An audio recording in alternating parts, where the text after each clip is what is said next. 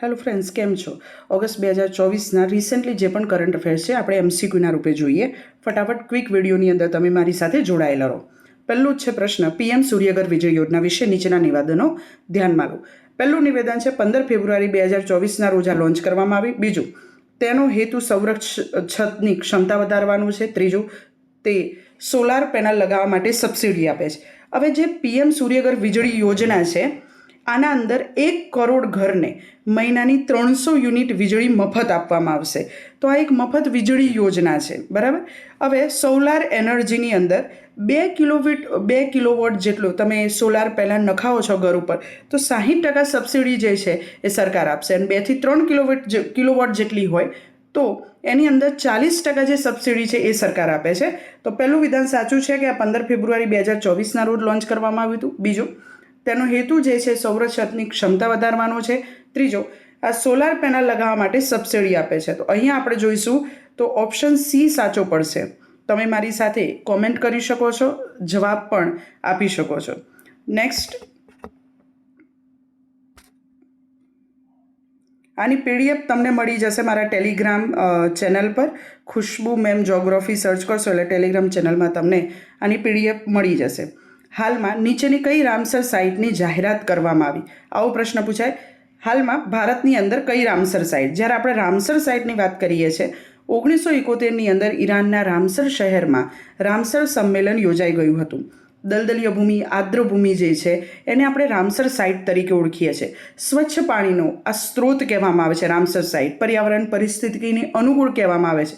હાલમાં ભારતની અંદર ટોટલ રામસર સાઇટની સંખ્યા જોઈએ તો ટોટલ કેટલી થઈ ગઈ? 85. ખાસ યાદ રાખજો. અને તમને પ્રશ્ન પૂછવામાં આવે કે સૌથી વધુ રામસર સાઇટ વિશ્વના કયા દેશમાં છે? તો તમારો આન્સર રહેશે યુકેની અંદર છે. અહીંયા જોઈએ તો હાલમાં નીચેની કઈ Ramsar site? Number option A Nanjarayan Tamil Nadu, Kazhuveli Tamil Nadu, Tawa જળાશય મધ્યપ્રદેશ, અને ડીમાં છે ઉપરોક્ત તમામ. તો આમાંથી કઈ રામસર સાઇટ જાહેર કરવામાં આવી? તો ધ્યાન રાખજો મિત્રો, ઓગસ્ટ 2024નો કરંટ અફેર્સ છે. નાંજરાયન, કાજુવેલી બંને તમિલનાડુમાં આવે, અને તવા જળાશય, તવા નામની નદી જે મધ્યપ્રદેશની અંદર આવે છે, અને નર્મદાની સહાયક નદી છે. તો આ ત્રણને રામસર સાઇટ જાહેર કરવામાં આવી છે. તો રાઈટ આન્સર છે ઉપરોક્ત તમામ.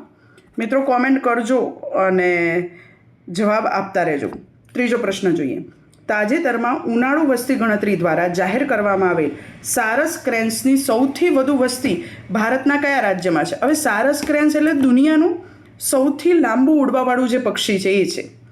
ઓપ્શન એમાં લખ્યું છે રાજસ્થાન, ઓપ્શન બીમાં લખ્યું છે ગુજરાત, ઓપ્શન સીમાં લખ્યું છે ઉત્તર પ્રદેશ, અને ઓપ્શન ડીમાં લખ્યું છે મધ્યપ્રદેશ. આનું વૈજ્ઞાનિક નામ જે છે ને એ છે એન્ટીગોન. સારસ ક્રેનનું વૈજ્ઞાનિક નામ એન્ટીગોન છે. 2014માં આપણે જોવા જઈએ તો ભારતના એક રાજ્યએ આને પોતાનું રાજ્ય પક્ષી પણ જાહેર કર્યું છે. તે કયું આ જે છે આમાંથી કયું રાજ્ય આવે? રાજસ્થાન, ગુજરાત, ઉત્તર પ્રદેશ કે મધ્યપ્રદેશ? તો રાઈટ આન્સર રહેશે અહીંયા ઉત્તર પ્રદેશ. 2014માં ઉત્તર પ્રદેશ રાજ્ય દ્વારા આને પોતાનું રાજ્ય પક્ષી જાહેર કરવામાં આવ્યું છે. આર્દ્રભૂમિની અંદર આ ખૂબ જ જોવા મળે. ભગવાન બ્રહ્માનું પ્રતીક એટલે ભારતમાં સારસ ક્રેન, એ પણ યાદ રાખજો. દુનિયામાં સૌથી લાંબુ ઉડવાવાળું પક્ષી છે. આગળ જોઈએ. એગ્રીકલ્ચર લીડરશિપ એવોર્ડ 2024માં કયા રાજ્યને બાગાયતમાં શ્રેષ્ઠ રાજ્યનો ખિતાબ આપ્યો? ફટાફટ જોઈ લઈએ. Option A Kerala, option B Punjab, option C Haryana, option D Nagaland. Agriculture leadership award 2024માં બાગાયતમાં શ્રેષ્ઠ જશે ઓપ્શન રાઈટ આન્સર રહેશે નાગાલેન્ડ. કયું રાજ્ય રહેશે? Nagaland. Question number 5, one India one ticket વિશે નીચેના નિવેદનો ધ્યાનમાં લો. વન ઇન્ડિયા વન ટિકિટ ખાસ યાદ રાખજો. ઓપ્શન 1 છે તે મુસાફરોને IRCTCના પ્લેટફોર્મ દ્વારા નમો ભારત ટિકિટ બુક કરાવવાની મંજૂરી આપશે. દરેક ટિકિટમાં ઇલેક્ટ્રોનિક રિઝર્વેશન સ્લીપ પર એક અનન્ય QR કોડ છપાયેલો હશે. તો ઉપરોક્તમાંથી કયું વિધાન સાચું છે? પહેલું, બીજું, બંને, કે ના 1 ના 2? તો મિત્રો આનો રાઈટ આન્સર છે બંને, સી 1 and 2. ધ્યાન રાખો. પર્યટન વધારવા માટે વન ઇન્ડિયા વન ટિકિટ આ રીતે એક સ્કીમ લાવવામાં આવી છે.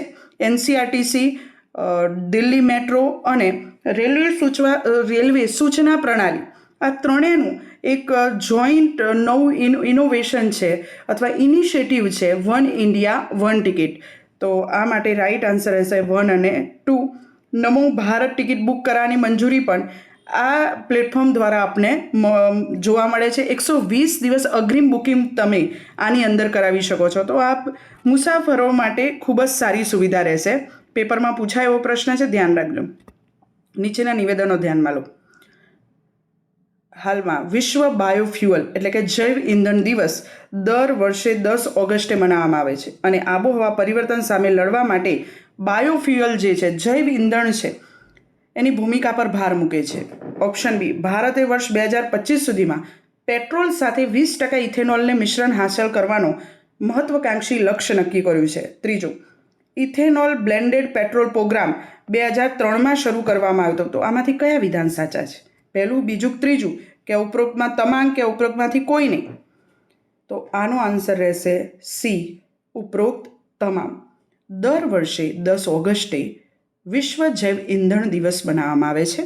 આબોહવા પરિવર્તન સામે લડવા જૈવ ઇંધણની ભૂમિકા આગળના દિવસોમાં ભવિષ્યમાં ખૂબ મહત્ત્વની રહેશે. એ પણ ધ્યાન રાખશું. 2025 સુધી પેટ્રોલ સાથે 20% ઇથેનોલ મિશ્રણ કરવાનો આપણે મહત્ત્વપૂર્ણ લક્ષ્ય ભારત દ્વારા રાખવામાં આવ્યું છે અને ઇથેનોલ બ્લેન્ડેડ એટલે કે મિશ્રિત પ્રોગ્રામ ભારતે 2003માં શરૂ કર્યો હતો. તો આની મુતાબિક જઈએ તો 3 વિધાન આપણા સાચા છે. 7મો, ભારત છોડો ચળવળ વિશે નીચેના નિવેદનો ધ્યાનમાં લો. મહાત્મા ગાંધીના નેતૃત્વ હેઠળ ભારત એક વિશાળ સંસ્થાનવાદ વિરોધ ચળવળ હતી આ ભારત છોડો. આ ચળવળમાં ગાંધીજીએ તેમનું ઐતિહાસિક કરો યા મરોનું ભાષણ આપ્યું હતું. તો ઉપરોક્તમાંથી કયા વિધાન સાચા છે? તો ધ્યાન રાખીએ આપણે, ઉપરોક્તમાંથી 1 અને 2 બંને વિધાન સાચા છે. ભારત છોડો ચળવળની હાલના સંદર્ભમાં આપણે જોઈએ તો 9 ઓગસ્ટના રોજ વડાપ્રધાન નરેન્દ્રભાઈ મોદીએ ભારત છોડો આંદોલનના અંદર જે સ્વતંત્ર સેનાની હતા એમને શ્રદ્ધાંજલિ વ્યક્ત કરી. આ આંદોલન 8 ઓગસ્ટ 1942ના રોજ બીજા વિશ્વયુદ્ધ દરમિયાન શરૂ કરવામાં આવ્યું હતું. બોમ્બેની અંદર ભારત છોડો પ્રસ્તાવ પારિત કરવામાં આવ્યો હતો. ભારત છોડો ઓગસ્ટ ક્રાંતિના નામે પણ ઓળખાય છે. કયા નામે ઓળખાય છે? તો ધ્યાન રાખજો, ઓગસ્ટ ક્રાંતિના નામે પણ ઓળખાય છે. 8મો, પોબિત્રા વન્યજીવ અભયારણ્ય ભારતના કયા રાજ્યમાં આવેલું છે? પોબિત્રા હાલમાં ચર્ચામાં હતું. આવું વન્યજીવ અભયારણ્ય પૂછે. આસામમાં આવેલું છે. આને મિની કાજીરંગા પણ કહેવામાં આવે છે. કયા નામે ઓળખવામાં આવે છે? તો મિની કાજીરંગા. હાલમાં આ બધા જ કરંટ અફેર્સ ચર્ચામાં હતા. હમારા સંવિધાન હમારા સન્માનનો બીજો પ્રાદેશિક કાર્યક્રમ ક્યાં યોજાવાનો છે? પ્રયાગરાજ, ઉત્તર પ્રદેશ. પ્રોજેક્ટ એલિફન્ટ વિશે નીચેનું કયું કથન સુસંગત છે? કે આ વર્ષ 1992માં શરૂ કરવામાં આવ્યો હતો, પૂર્ણ રીતે કેન્દ્ર સંચાલિત છે.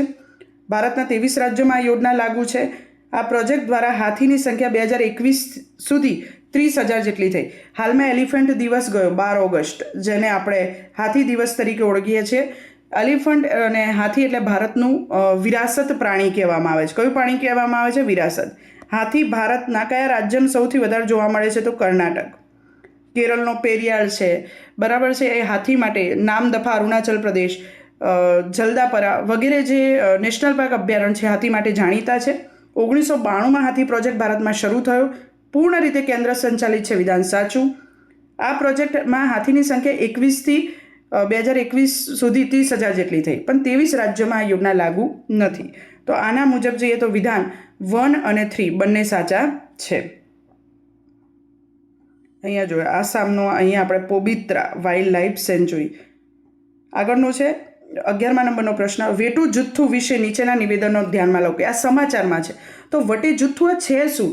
તો વટે જુથ્થુ એ પ્રાચીન દ્રવિડિયન રાઉન્ડ લિપિ છે. આ લિપિ મુખ્યત્વે મધ્યપ્રદેશ અને ઉત્તર પ્રદેશમાં જોવા મળી. વિધાન નંબર 2, તેનો ઉપયોગ તમિલ અને મલયાલમ લખવા માટે થતો હતો. ઉપરમાંથી કયા વિધાન સાચા છે? તમે શું જાણો છો વટે જુથ્થુ માટે? નીચે કોમેન્ટ કરજો. તો વટે જુથ્થુ એ પ્રાચીન દ્રવિડિયન રાઉન્ડ લિપિ છે. વિધાન સાચું. આ લિપિ મુખ્યત્વે મધ્યપ્રદેશ અને ઉત્તર પ્રદેશમાં જોવા મળી હતી. વિધાન ખોટું, કારણ કે આ લિપિ મુખ્યત્વે આપણે તમિલનાડુ અને કેરળમાં જોવા મળી હતી, એટલે જ એનો ઉપયોગ તમિલ અને મલયાલમ લખવા માટે થતો હતો. વિધાન સાચું. આ મુજબ જોવા જઈએ તો વિધાન 1 અને 3 સાચા છે. તો અહીંયા ઓપ્શનમાં થોડી ભૂલ થઈ ગઈ છે. તો વિધાન આવશે 1 અને 3. આ બંને સાચા છે, 1 અને 3. ખાસ ધ્યાન રાખજો મિત્રો. તો આજનું આપણે આવી રીતે જોવા જઈએ તો 11 MCQ ઓગસ્ટના અત્યાર સુધીના જેટલા ઇમ્પોર્ટન્ટ લાગ્યા મેં કરાવ્યા. આવી જ રીતે નવા નવા MCQ પ્લેસ ઇન ન્યૂઝ વગેરે હું તમને આવનાર લેક્ચરોમાં લઈને આવીશ. મારી YouTube channel, Telegram channel, Insta channel સાથે જોડાયેલા રહો. નવી માહિતી માટે અમારી સાથે જોડાયેલા રહો. મળીએ નેક્સ્ટ લેક્ચરમાં. જય હિન્દ, જય ભારત.